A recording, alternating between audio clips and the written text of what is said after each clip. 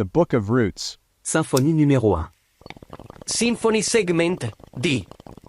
Tema del segmento: alzati il get up. Tonica principale del capitolo: Do, C. Progressione musicale principale del capitolo: trasposizione alla quarta. Suite sinfonico D. 1. Variazioni notturne, moderato e comodo, fondazioni delle libertà. Compositional form. Chapter 6 of 4, second inversion. Traditional form. Chapter 9, a mother planet and the celestial Riverlands. Once again, out of darkness, Samuel found himself transported under a starlit sky by the banks of the Tigris, enveloped in the celestial Riverlands. Samuel could sense a cosmic battle beginning. The heavens themselves seemed to hold their breath, the stars aligning in anticipation. The vision showed the primordial sea, personified by a spirit named Tiamat, symbolizing chaos and creation, her body vast and undulating with the waters. Amidst the celestial silence, a champion spirit named Marduk, future patron of Babylon, appeared, chosen by the Celestial Council to confront Tiamat and bring order to the cosmos. Marduk, equipped with the winds and a net, and armed with a bow and a spear, presented a visage both fearsome and majestic. Tiamat's mighty general, Kingu, bearing the Tablet of Destinies, had led her forces in the cosmic battle. As the battle ensued, Samuel watched as Marduk captured Tiamat in his net and used the winds to inflate her body before piercing it with his spear. With Tiamat defeated, Marduk split her body like a shellfish into two halves. One half formed the heavens and the other the earth, establishing the physical world. From Tiamat's eyes flowed the Tigris and Euphrates, bringing life-giving waters to the plains.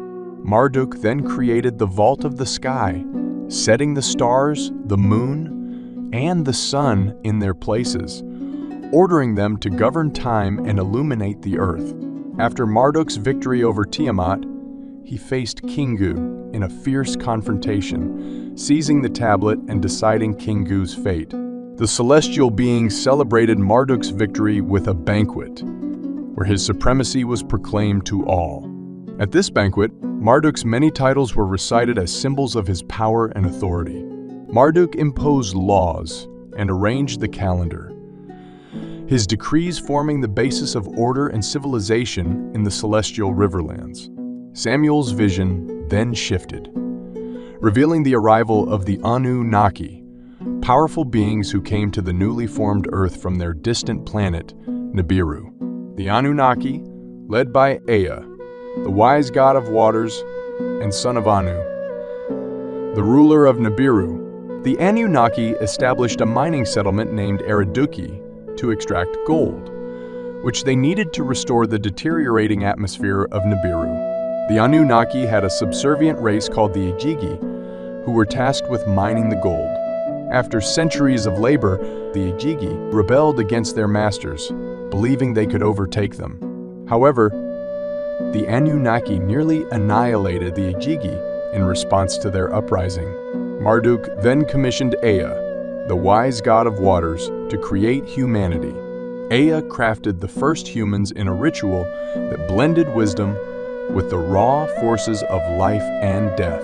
Ea experimented with various species and found success by mixing the essence of the Anunnaki with that of the primitive cavemen and the blood of Tiamat's champion, Kingu, which yielded the Adamu, the first men. The Adamu were created to serve the Anunnaki, requiring avad or worship.